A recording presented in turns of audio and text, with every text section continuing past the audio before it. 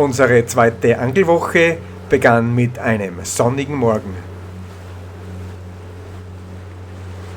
Wir fuhren mit beiden Booten um 8 Uhr los und überquerten den Fjord in östlicher Richtung. Da der aus Nordosten kommende Wind im Laufe des Tages immer mehr auffrischen sollte, hofften wir, dort einigermaßen gut geschützt angeln zu können.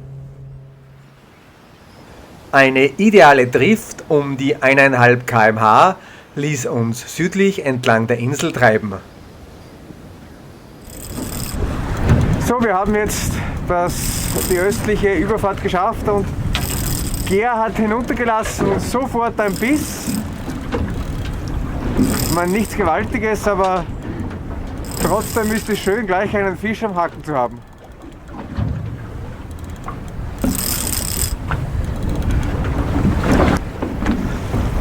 Du hast um die 7-8 Kilo. Bravo. Perfekt gehakt. Erster Wurf, ein Dorsch mit 8,5 Kilo.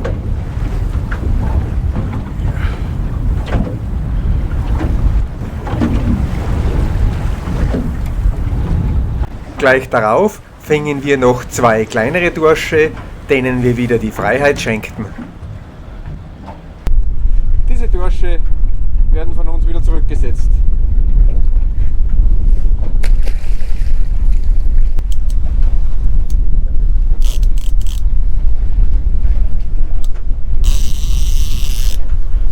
Dann schien bei mir ein größerer Fisch am Haken zu sein, der aber leider verloren ging.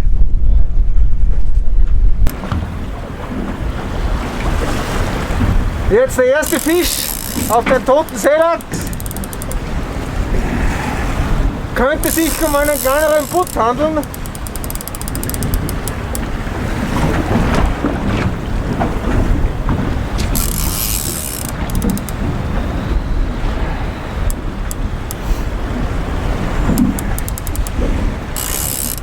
Die typische Heilbuttflucht fehlt allerdings noch. Aber der Fisch steht schön im Wasser.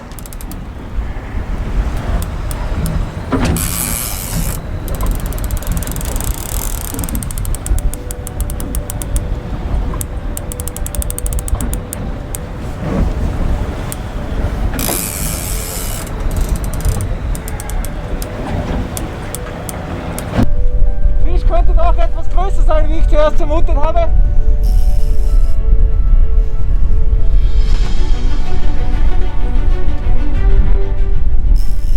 Mit Fortdauer des Drills wurde die Gegenwehr des Fisches immer heftiger.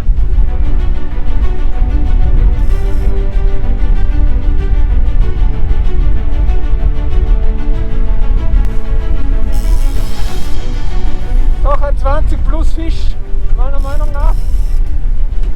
Eventuell 30 plus.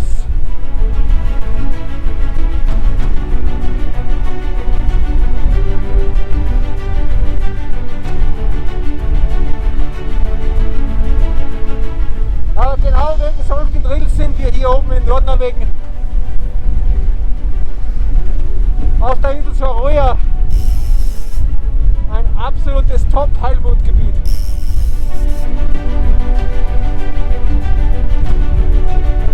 Ja, gerade wieder auch der Kinder. Ich sehe die schon. Ein Butt, 2 klar. Da ist er. Ui, der ist schön. Das ist schön, ja. Ja.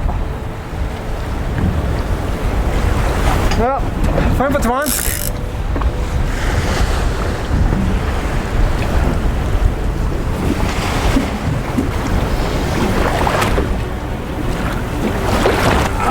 Ja, trotzdem. Gut, ich möchte da hinten einer ziehen. Ja, gut.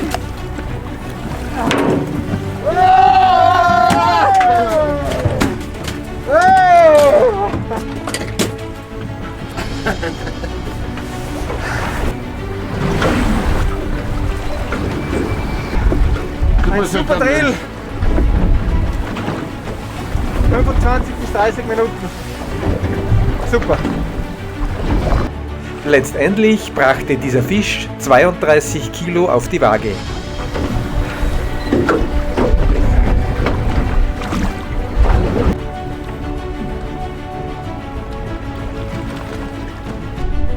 Unmittelbar danach schnappte sich schon der nächste Heilbutt meinen Köder. Ja, der geht, ja. So, jetzt geht's normal aus, oder? Bravo. Diesen Boot setzen wir wieder zurück.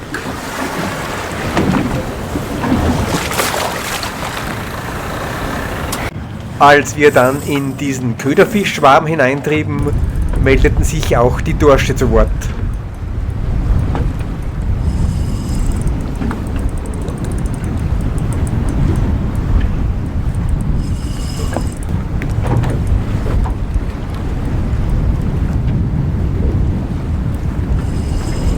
Norbert und ich hatten gleichzeitig einen dieser Fische an der Angel.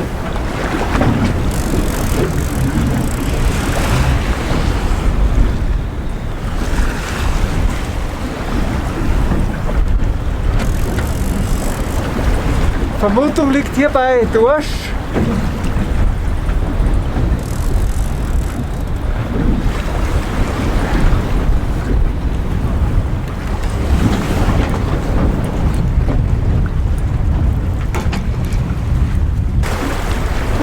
Dorsch gehakt, wie wir es gedacht haben. Wie wir es gedacht haben. Dieser Dorsch wurde an der Bauchfläche gehakt, deswegen müssen wir ihn behalten.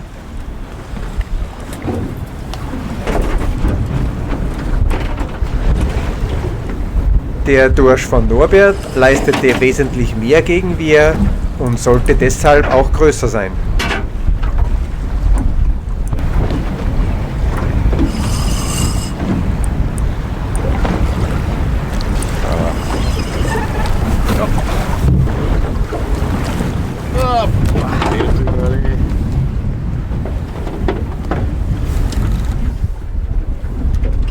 Petri Heil zu diesem 6,5 Kilo Dorsch.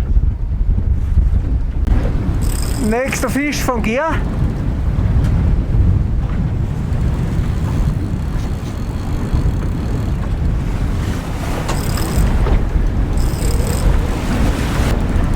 Wahrscheinlich wieder ein Dorsch.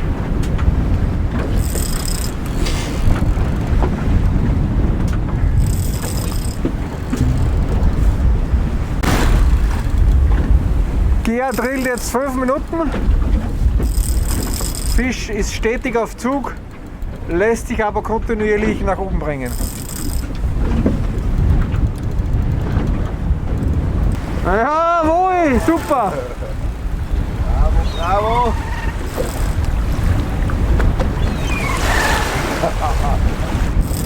Hier seht ihr den glücklichen Fänger. Noch ist er nicht gelandet. Dorsch um die 14 Kilo. Letztendlich wurde er aber doch sicher gelandet und war ein Prachtexemplar seiner Gattung.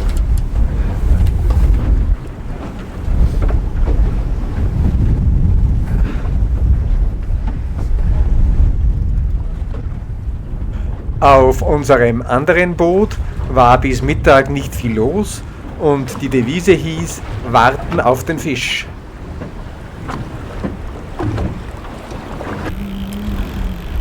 Dann war es aber auch bei Gerald soweit und der Drill konnte beginnen.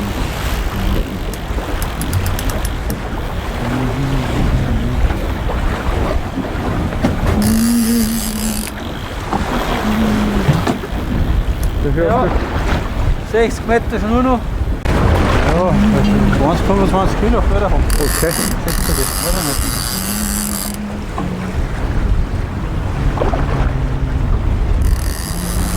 Dann sind die letzten 25 Meter.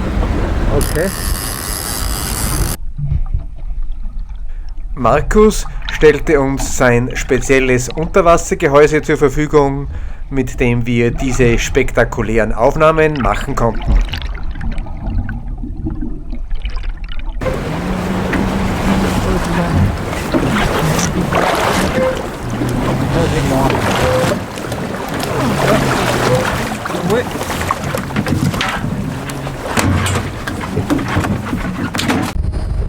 Auch Gerald ein kräftiges Petri Heil zu diesem 17 Kilo Fisch.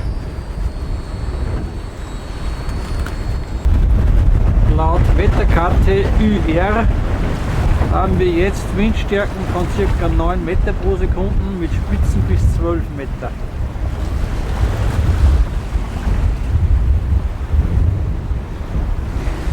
Gegen 13 Uhr wurde das Wetter immer schlechter und wie prognostiziert nahm der Wind immer mehr zu. Deshalb beendeten wir um 14 Uhr das Angeln und begaben uns auf die Heimreise.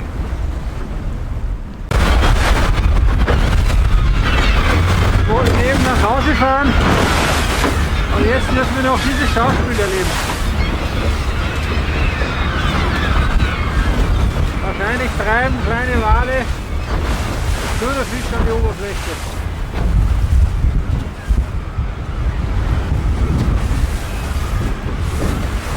Diese Möwen jagten kleine Fische, die von größeren Räubern an die Oberfläche getrieben wurden. Geralds Boot angelte inmitten dieses Treibens, es konnten aber keine Fische mehr gefangen werden.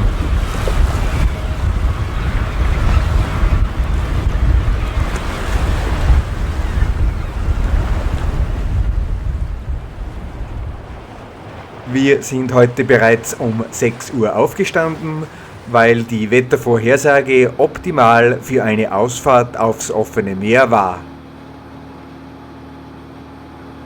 Um 7:10 Uhr fuhren wir mit beiden Booten los.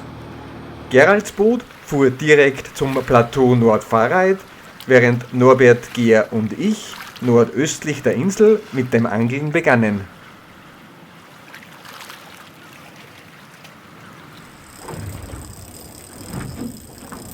Wir hofften dort in Tiefen zwischen 80 und 100 Meter einige Großdorsche fangen zu können. Leider tat sich aber nicht sehr viel und es konnten keine Fische gefangen werden. Wesentlich besser ging es bei Gerald, Sepp und Christian, die beim Pilken einige Großdorsche überlisten konnten. Scheiner Dorsch, bei Gerald.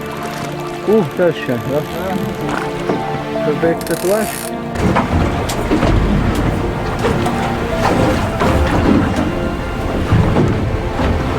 Nachdem ich nun 2 Dorsche gelandet habe mit ca.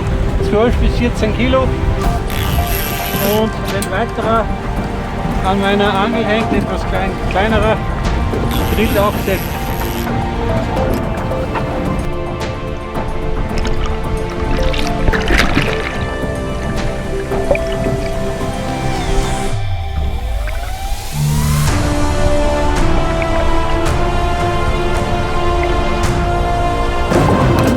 Dreifachtrieb bei unserem Boot, leider ist meiner ausgestiegen, vermutlich ein kleinerer Butt.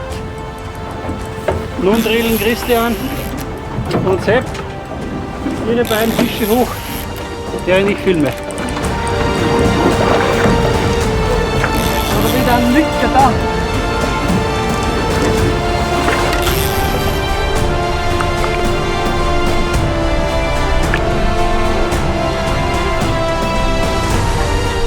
Wenn ihr Dorsche oder Seelachse, die in großer Tiefe gefangen wurden, wieder releasen wollt, dann lasst sie einige Zeit unter dem Boot hängen, damit sie ausbabbeln können.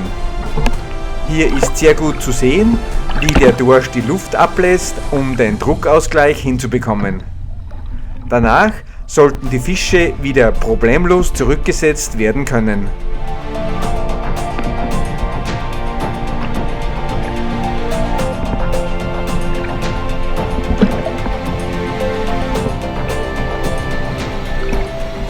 Dieser Dorsch bekommt wieder seine Freiheit.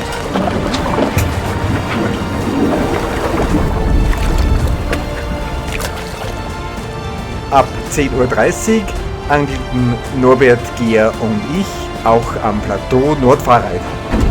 Dorsch von 6 Kilo. Schon beim ersten Hinunterlassen hat dieser Fisch sofort gebissen.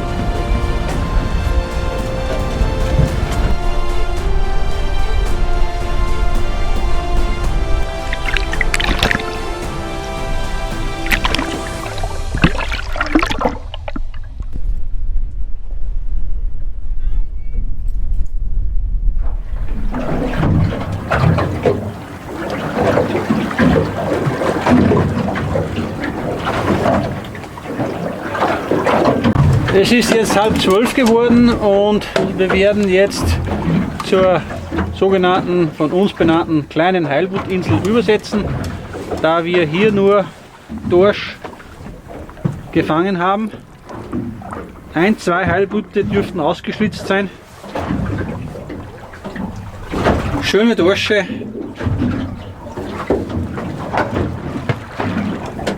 Traumhafte Bedingungen heute, wenig Wind, Sonnenschein.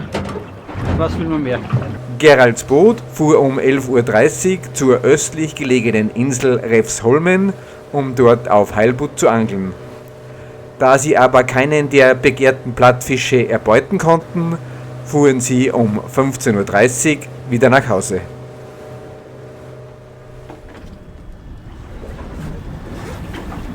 Wir waren in der Zwischenzeit ein kleines Stück weiter nördlich zum Plateau Tipsen gefahren, wo auch der Campmanager Markus angelte. Da aber auch dort nichts gefangen werden konnte, entschlossen wir uns kurzfristig, es noch weiter nördlich zu versuchen. Diese Entscheidung sollte sich schon wenig später als goldrichtig erweisen, denn bei Gehr schnappte sich ein kleiner Heilbutt sofort seinen Köder. Heilbuttverdacht bei Gehr.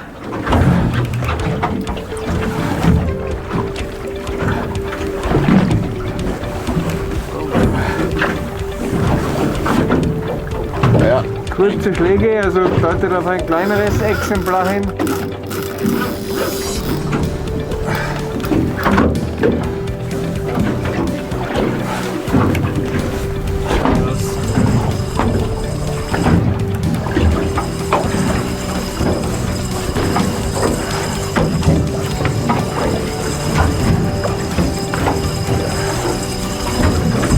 Während Gehr seinen Heilbutt drillte, schnappte sich ein weiterer Fisch den Köder an meiner toten Rute. Ich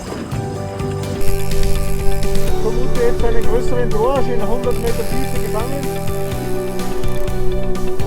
Und Gehr drillt gerade seinen Heilbutt zu Ende.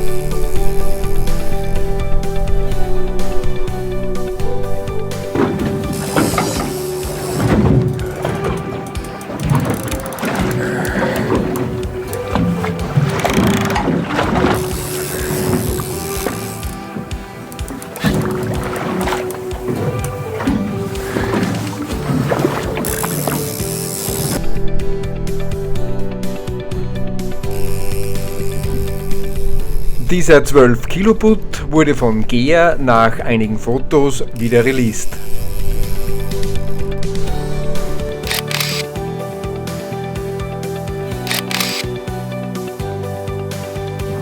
So, Fisch müsste jetzt gleich kommen.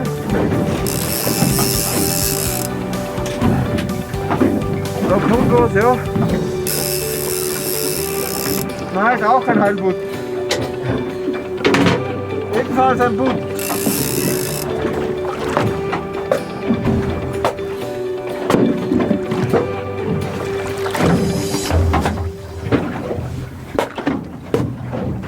Heilbutt mit 14,5 bis 15 Kilo. Das ist die beste Größe zum Essen.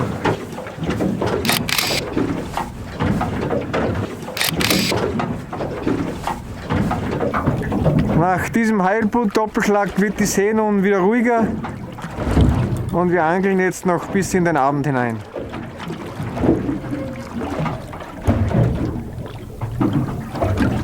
Bei traumhaften Bedingungen angelten wir noch 1,5 Stunden weiter, konnten aber keinen weiteren Fisch mehr fangen.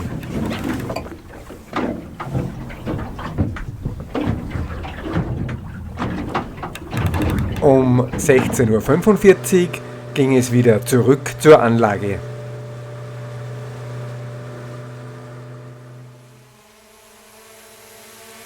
An diesem wunderschönen Morgen machte ich einige Aufnahmen mit der Drohne, weswegen wir erst um 9:15 Uhr losfuhren.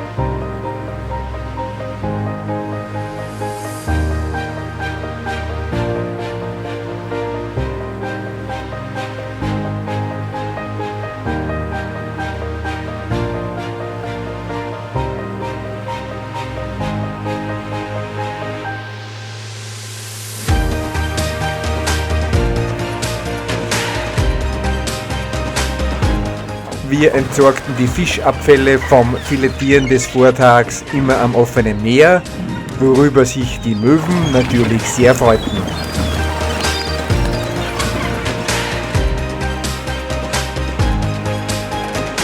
Der Zielfisch des heutigen Tages war einmal mehr der Heilbutt, weswegen nordöstlich der Insel mit dem Angeln begonnen wurde.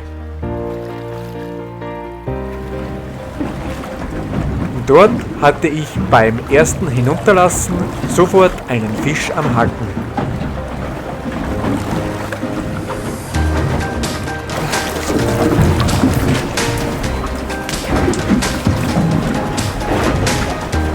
So Dorsche hier um die 5-6 Kilo, direkt am Ausgang des Ackerfjords.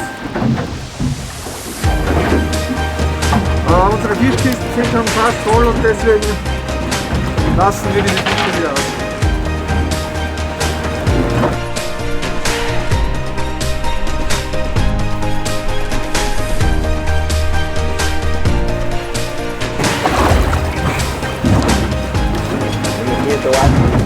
Auch Putzarbeiten hier. Aber diese ist aus der Kinderstube und wird wieder in die Freiheit entlassen.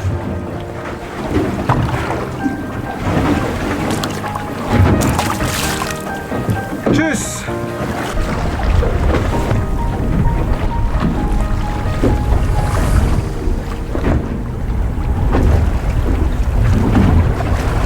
Kurze Zeit später konnte Norbert einen weiteren Babybutt fangen, der ebenfalls wieder zurückgesetzt wurde.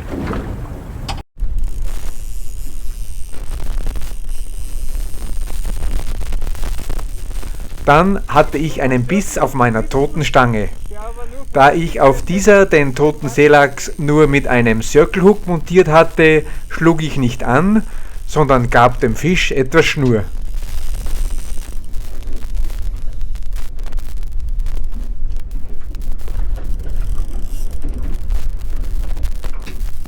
Und weg ist er. Als ich die Bremse dann zudrehte, riss sofort die Schnur, da sich irgendwo ein Schnurfehler eingeschlichen hatte.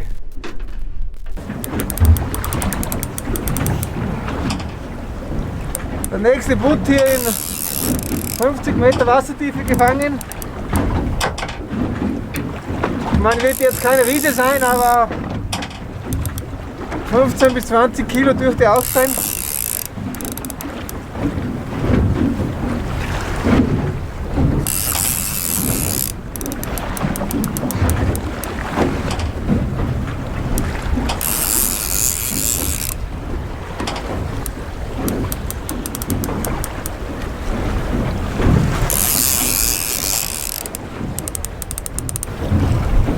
So, der Fisch kommt.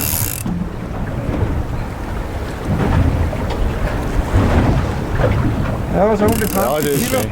Das ist Wie schön. geschätzt, ja. Ja, mehr. 20 plus. Ja, Ah, der hat nicht mehr. 15, 16.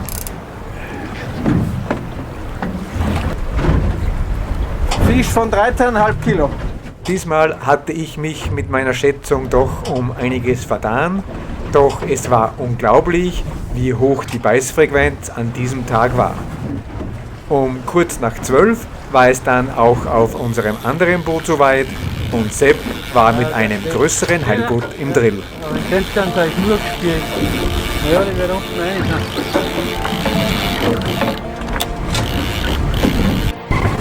Spielzeit bis jetzt ca. 7-8 Minuten. Es ist 12:11 Uhr.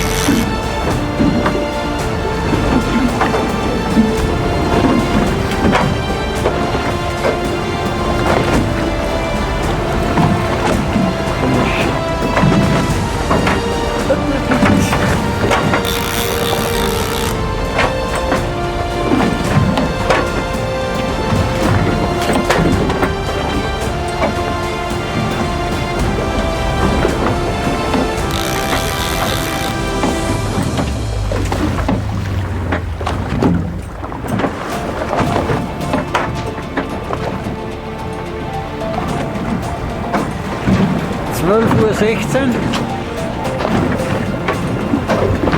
25 Meter gelbe Schnur stehen noch bevor und dann noch ein Stück von der roten. Da hinten ist der Schnurfeder. Was da schon mit drin? Ja, warum schneidest du das da nicht an, das verstehe ich nicht.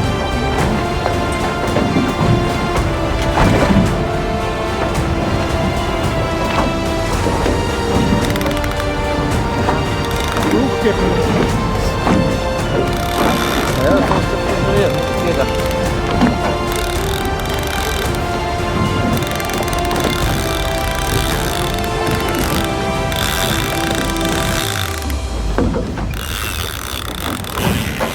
Uhr 19. Der Fisch nahm Sepp immer wieder langsam Schnur von der Rolle, weshalb sich der Drill immer mehr in die Länge zog.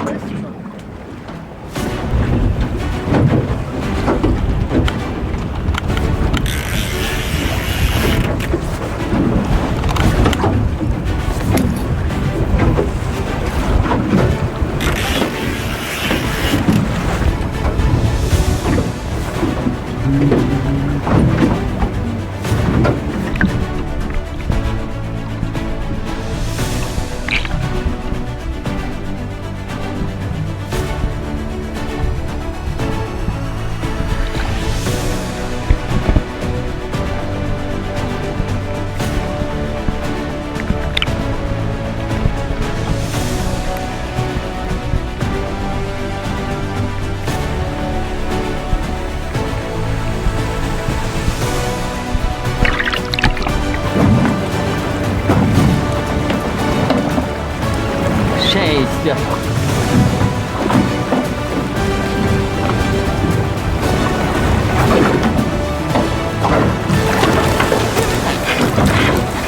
Christian übt hier jetzt mit dem Haken, obwohl es nicht notwendig wäre.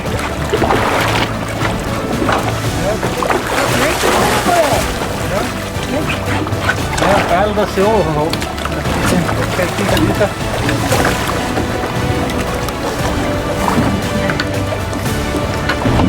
Heilboot mit ca. 35 bis 40 Kilo am Meter, Meter 40 lang.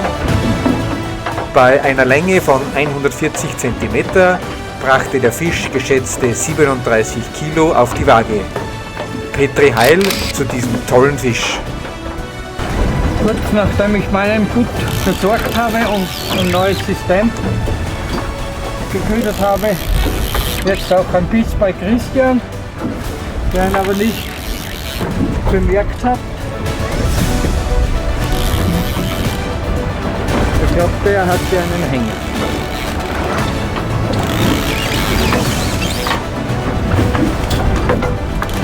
Butt ist ein kleiner Butt. Ja, da schau. Ein Mini-Butt. Deswegen hat er ihn recht getan. Ein Mini-Butt, ein Mini.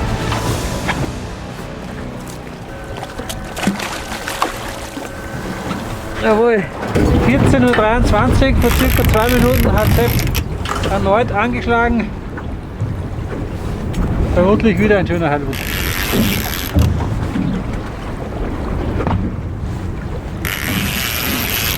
In einer Tiefe von 98 Meter.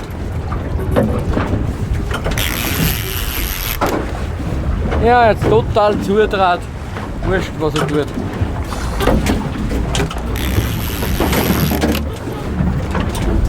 Der Rotball muss da nicht zu dran, aber.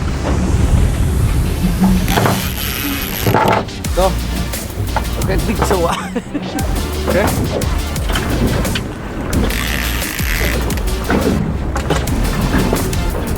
(14:30 Uhr), Sepp trinkt immer noch ca. 50 bis 60 Meter Schnur. Unterm Boot ist der Fisch.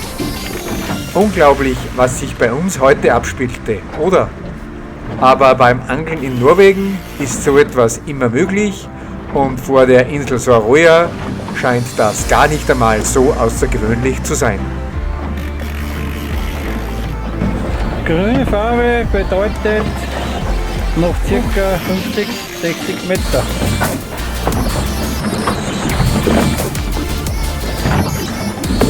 Sepp hat nun 25 Meter Schnur eingeholt, 14:32 Uhr, die letzten 30 Meter.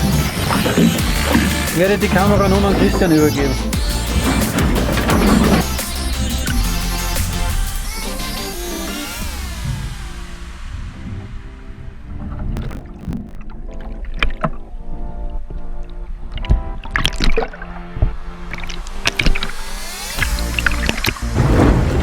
Nächster Heilbutt mit ca. 20 Kilo. Nach dem Fang dieses Heilbutts beendete Gerald Spott das Angeln und fuhr gegen 15:30 Uhr wieder nach Hause. Da in der kommenden Woche ein 3-tägiges Seminar auf der Anlage gebucht war, stellten wir diese beiden Fische den Gästen für ein besonderes Festmahl zur Verfügung.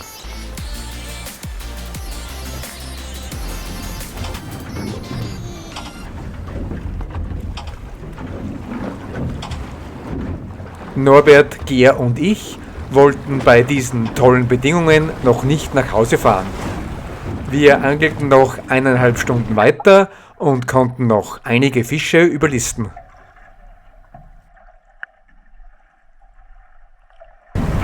So, ein kleiner Butt. Und mit 3-4 Kilo, den releasen wir wieder.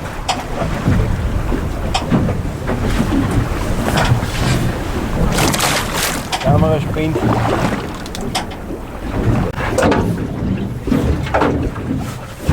Heilbutt von 8 Kilo.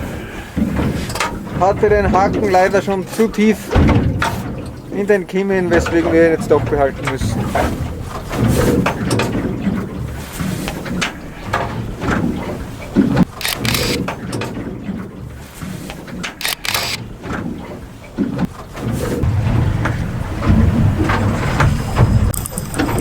Kurz darauf der nächste Fisch bei Norbert, keine 5 Minuten nach dem Fang des Heilbutts.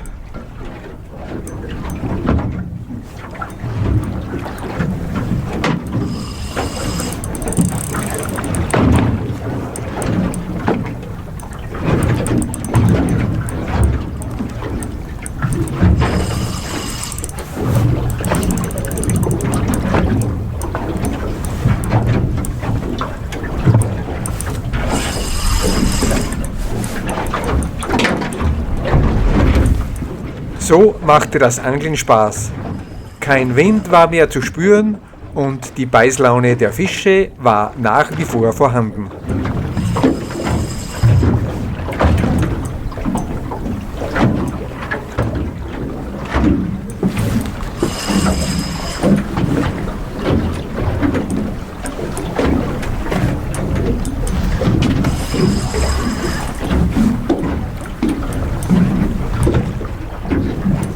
Fisch kommt, also Heilbutt ist es diesmal sicher keiner. Schaut aus wie ein mittelmäßiger Dorsch.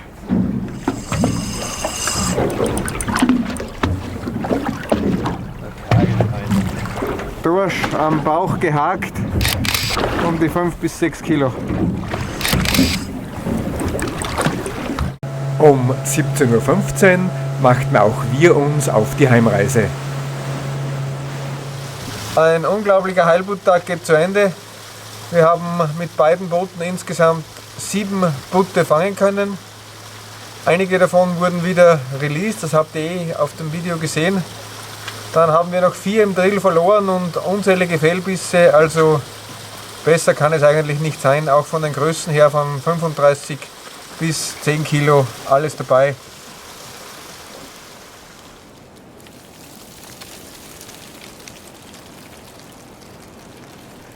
Immer wieder Schneeregen und Windspitzen bis zu 55 Kilometer in der Stunde ließen ein Angeln am nächsten Tag nicht zu.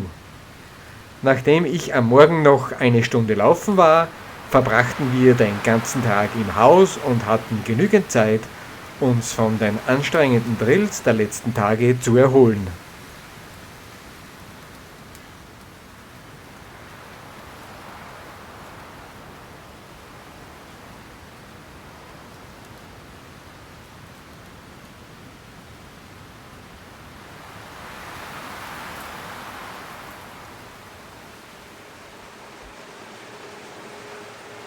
Auch am nächsten Tag ließ der starke Wind ein Angeln nicht zu.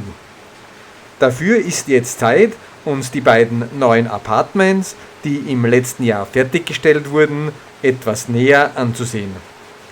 Ich habe diese Bilder bereits Ende März bei unserem ersten Aufenthalt gemacht.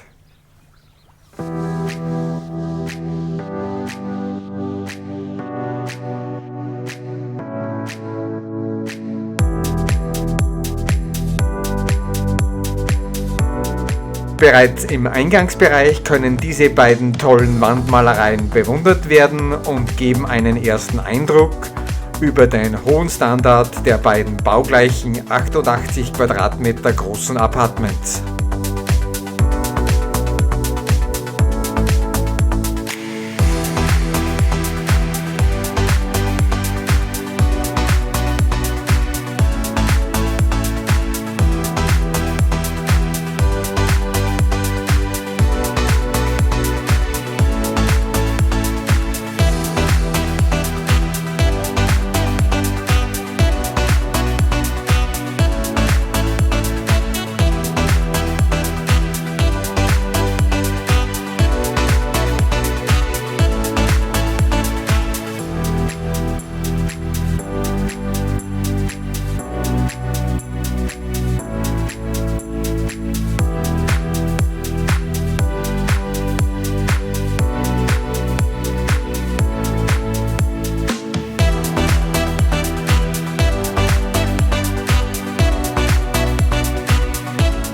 Neben dem tollen, modern eingerichteten Wohnbereich mit großer Küche bieten die Apartments noch einen kleinen Stauraum und 3 Schlafzimmer mit jeweils 2 Einzelbetten.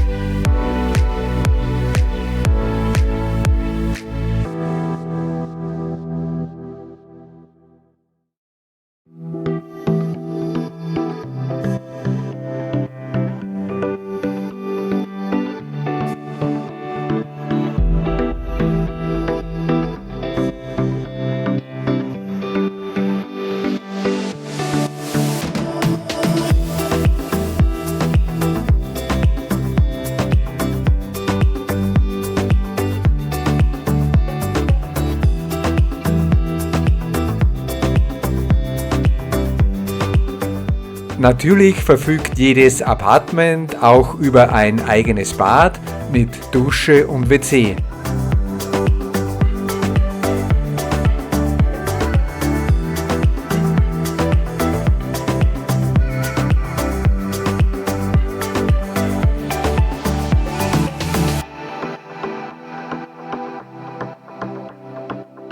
Über eine Stiege gelangt man in das Obergeschoss des Gebäudes, in dem sich ein großartiger Seminarraum mit traumhaftem Ausblick auf das Meer befindet.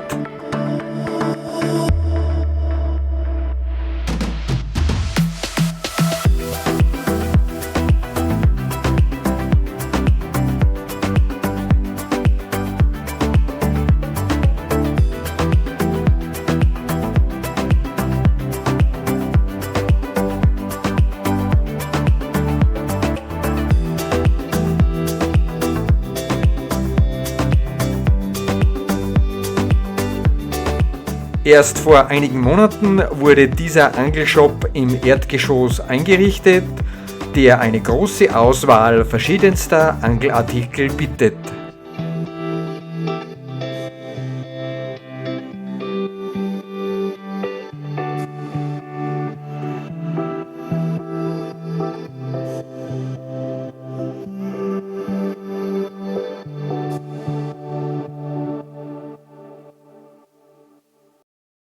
Um 11 Uhr machten Christian, Norbert, Geer und Sepp eine kleine Wanderung und bekamen dabei ein seltsames Rentier zu sehen.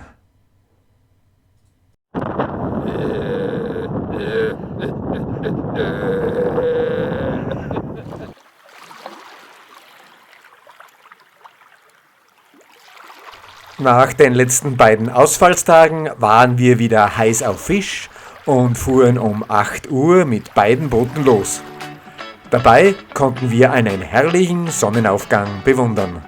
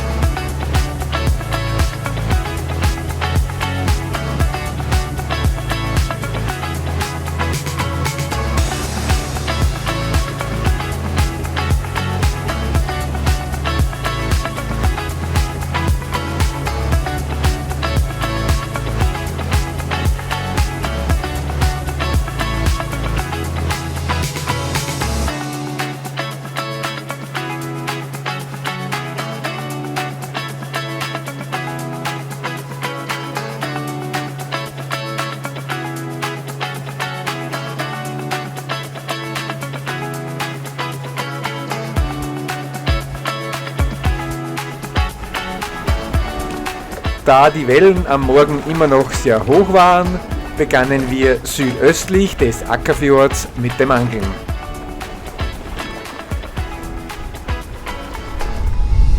Nach den letzten beiden Tagen in der Unterkunft sind wir heute wieder heraus. Unser vorletzter Angeltag. Unsere Fischkisten sind bereits voll. Deshalb probieren wir es die letzten 2 Tage auf Großbutt mit Naturködern und Gummifischen. Wir hoffen das Beste. Vorerst ärgerten uns aber nur halbstarke Dorsche, die alle wieder zurückgesetzt wurden.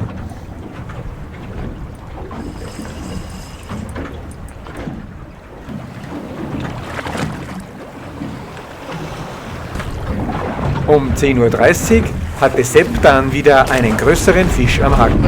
Nach etlichen kleinen Dorschen konnte Sepp nun etwas größeres haken. Er drillt seit ca. 7 bis 8 Minuten. Naturködersystem Schellfisch.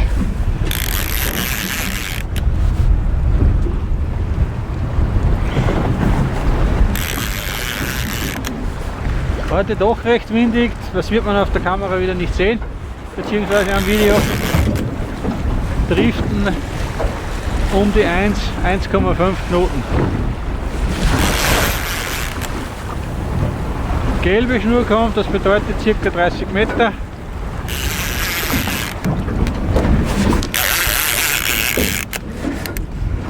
Und die Rode kommt, haben sie ungefähr 15 Meter.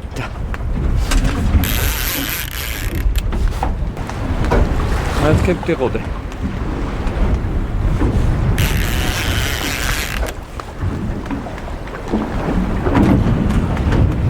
So, wir sind gefahren. Grauer Schatten ist ja also Heilbutt. Heilbuttkönig hat wieder zugeschlagen. Ja, der Heilbuttkönig hat wieder zugeschlagen. Jawohl. Aber gerne nicht. Um die 15 Kilo, oder? Ja, hätte ich auch geschätzt, so 15 bis 20 Kilo. Dieser wird selbstverständlich zurückgesetzt. Gleich darauf fing Sepp einen weiteren Heilbutt, der ebenfalls wieder zurückgesetzt wurde. Haushalts so hängt man dann aus. Ja, Perfekt. jetzt sind zurück. Zurück zu der Mama.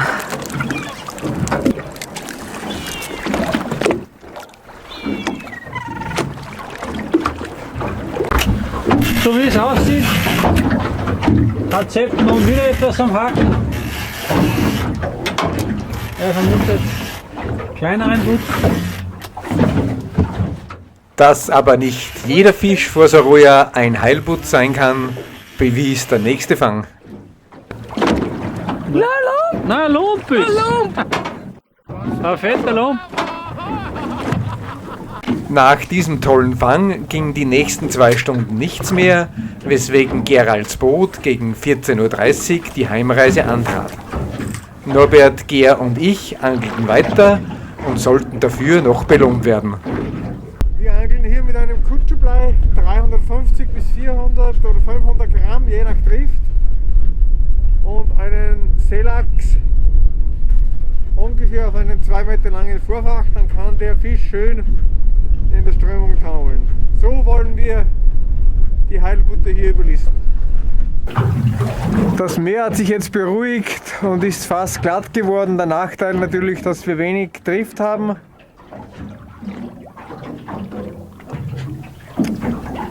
Aber Ger hat trotzdem einen kleinen Heilbutt am Haken. Vermuten wir mal. Fisch kommt. Fisch kommt. Ja. Kleiner Heilbutt.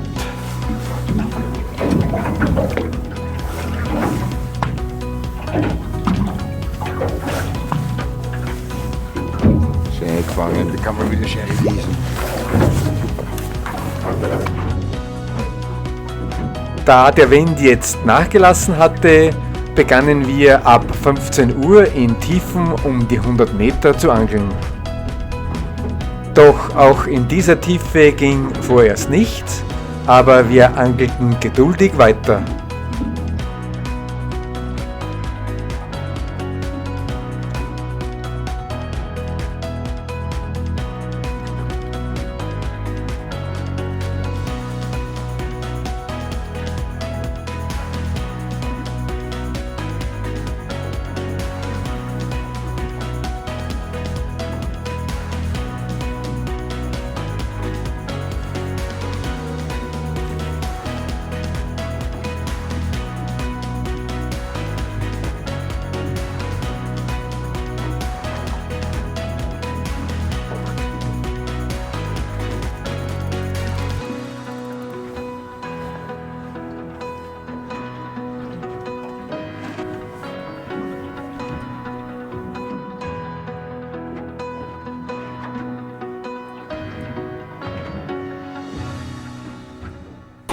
15:40 Uhr.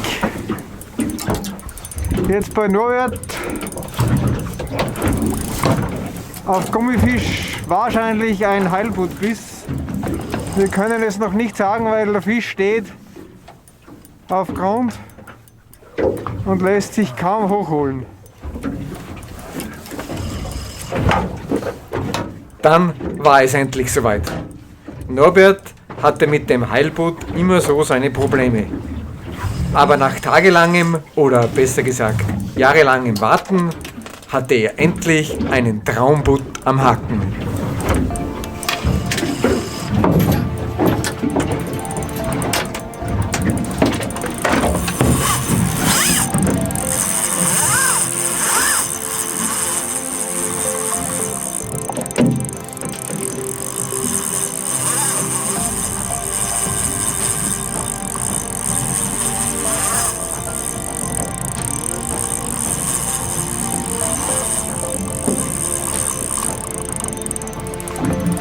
Ah, aber das wird zart. So, jetzt wissen wir, was es wahrscheinlich mit Sicherheit beim Boot ist bei so einer Flucht.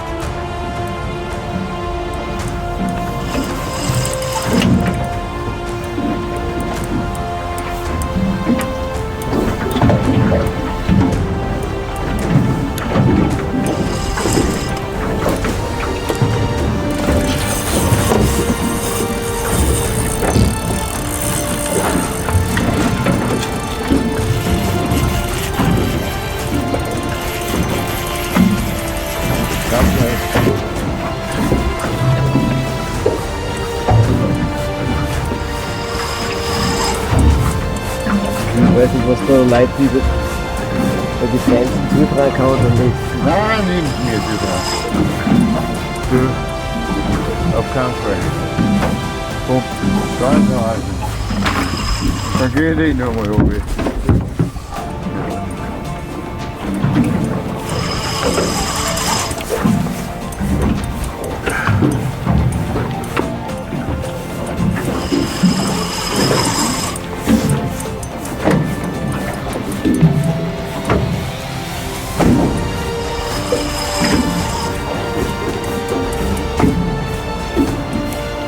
Ich meine, es wird jetzt kein 50 Kilo Fisch sein, aber ich traue es mir nicht zu sagen, wie groß dieser Fisch ist.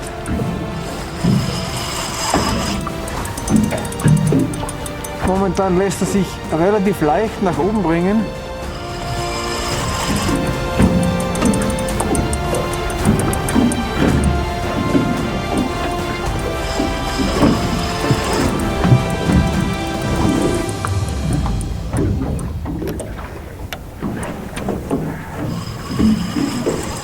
Die Anspannung bei uns am Boot war natürlich riesengroß, denn es war bis zum Schluss nicht absehbar, wie groß der Fisch am Ende sein würde.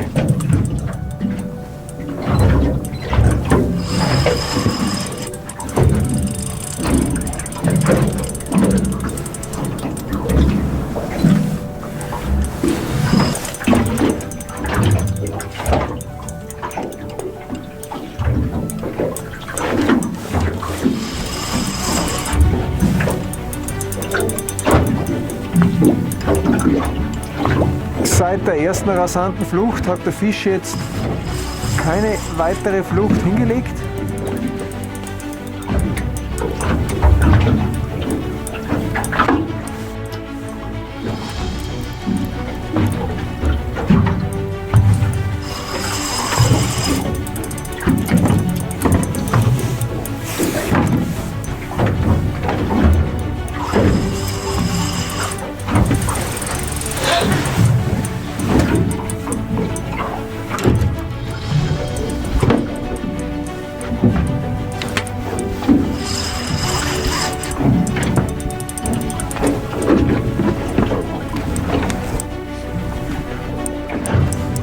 Noch ist nichts zu sehen.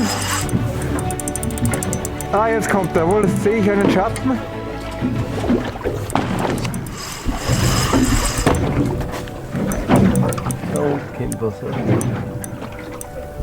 Ich weiß jetzt nicht, ob man sieht auf dem Video, wir haben die Unterwasserkamera, haben wir auch im Einsatz. Ja, es ist sicher ein Halbut. Ja, jetzt ganz deutlich die Umrisse zu sehen.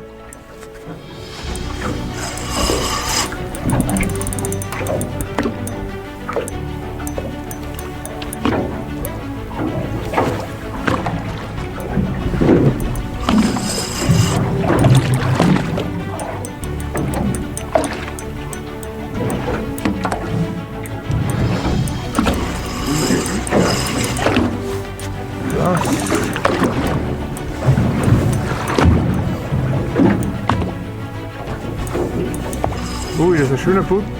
Sauber.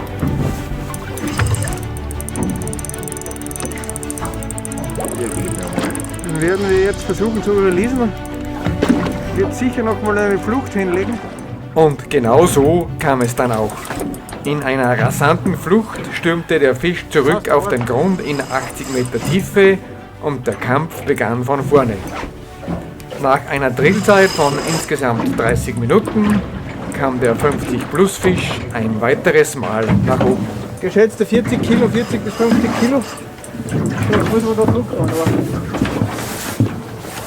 Halt die Stürmer hinten weg, weil die immer da den Weg.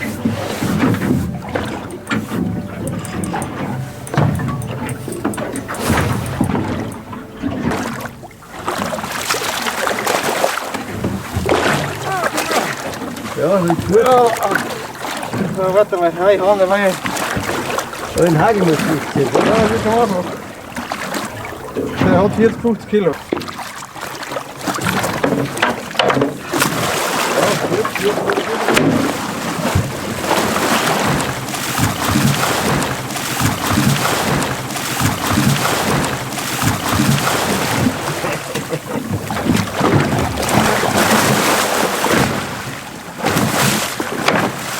Ja, aber wir müssen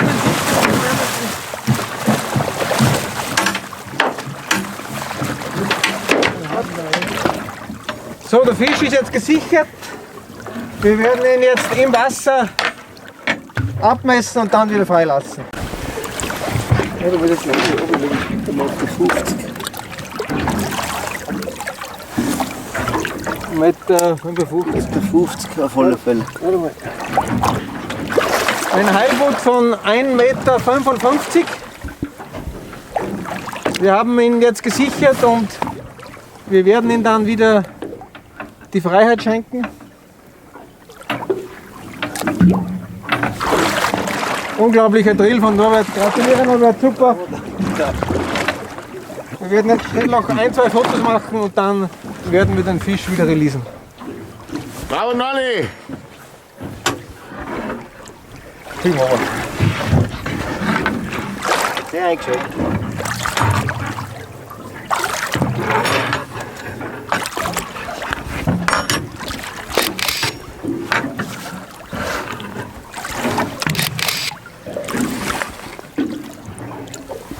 So, wir werden den Fisch jetzt wieder releasen. Am schonendsten für den Fisch ist es, wenn ihr das andere Ende abschneidet. Bei uns war eine Schlaufe, wir haben die Schlaufe jetzt abgeschnitten und das lose Ende wird jetzt einfach durch das Fischmaul gezogen und das ist für uns die schonendste Methode. Norbert.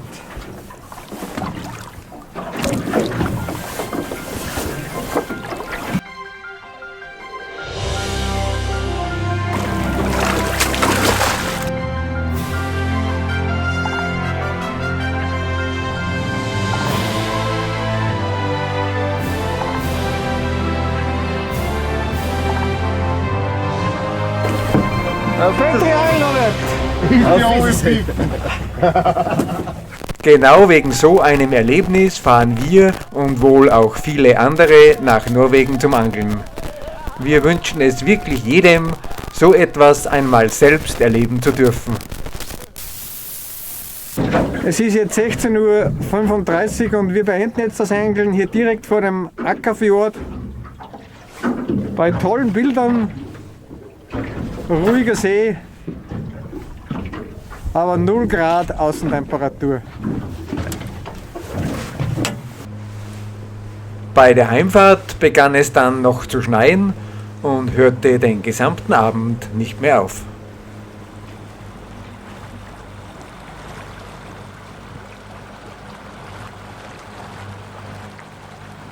An unserem letzten Angeltag fuhren wir um 8:20 Uhr los. Nachdem wir uns im Hafenbereich einige Köderfische gefangen hatten, wurde südöstlich des Ackerfjords mit dem Angeln begonnen.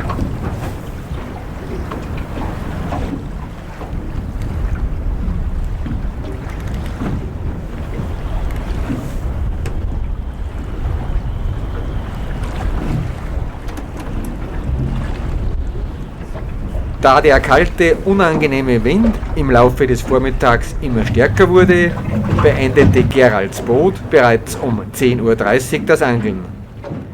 Norbert, Gehr und ich suchten Schutz innerhalb des Ackerfjords. Da aber auch das nichts nützte und die Fische nicht beißen wollten, wurde auch von uns das Angeln um 12:15 Uhr beendet.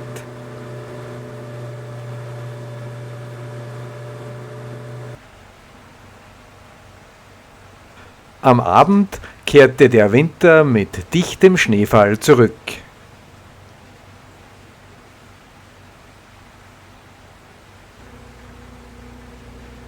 Im Schutz der Dunkelheit inspizierte dieser Otter sehr gründlich jedes Boot, ob nicht doch irgendwelche Fische vergessen wurden. Deshalb solltet ihr niemals eure Köderfische auf dem Boot über Nacht zurücklassen.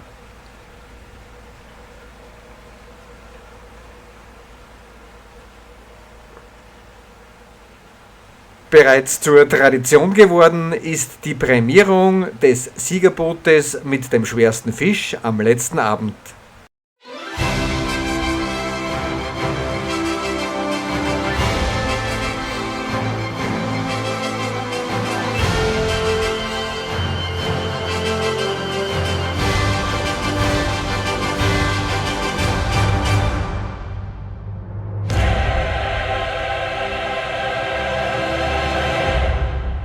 Durch den 50+ Heilbutt von Norbert am vorletzten Angeltag konnten wir den Titel aus dem Jahr 2021 verteidigen und einen Gratis-Cocktail am Flughafen in Oslo genießen.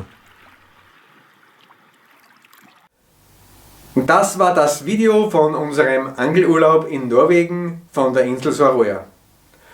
Zuallererst möchte ich mich auch im Namen meines gesamten Teams bei euch fürs Zusehen bedanken. Über 300.000 Mal wurden unsere 3 Videos in den vergangenen beiden Jahren aufgerufen. Das ist einfach der Wahnsinn und für uns unvorstellbar. Macht weiter so und schauen wir einmal, wo uns die gemeinsamen Reisen noch überall hinbringen werden. Wenn euch unsere Videos gefallen und ihr uns unterstützen möchtet, wäre ein kostenloses Abo unseres Kanals super. Momentan machen das nur knapp 1,5% aller Zuseher. Für euch wäre das völlig kostenlos, uns würde es aber bei YouTube enorm helfen, unsere Videos vielleicht noch weiter zu verbreiten. Wir bekommen auch immer wieder Anfragen von Leuten, ob es nicht möglich wäre, mit uns mitzufahren. Momentan ist das kein Thema für uns, weil wir selbst genug Leute sind und das eigentlich unser Urlaub ist. Das Angelcamp in Sørøya bietet aber gemeinsam mit Markus Dietze und dem Angelreiseanbieter Tindur 2024 sogenannte Themenwochen an. Ich habe euch die PDF-Dateien in unserer Videobeschreibung verlinkt. Ich könnte mir durchaus vorstellen, dass das für den ein oder anderen von euch von Interesse sein könnte. An dieser Stelle auch schöne Grüße an Markus nach Sørøya, der uns täglich besuchte, mit uns gegessen hat und uns viele wertvolle Tipps gegeben hat. Übrigens Markus, du bekommst das Rezept für die Semmelknödel selbstverständlich noch von uns nachgereicht. Schöne Grüße aber auch an den Anlagenbesitzer Håvard, der hier wirklich eine fantastische Anlage hingestellt hat und diese in den kommenden Jahren noch weiter ausbauen möchte. Zum Schluss gibt es im Abspann die besten Fotos von unserer zweiten Angelwoche. Bleibt gesund, alles Gute und herzliche Grüße aus Österreich in die gesamte Welt. Pfiat euch!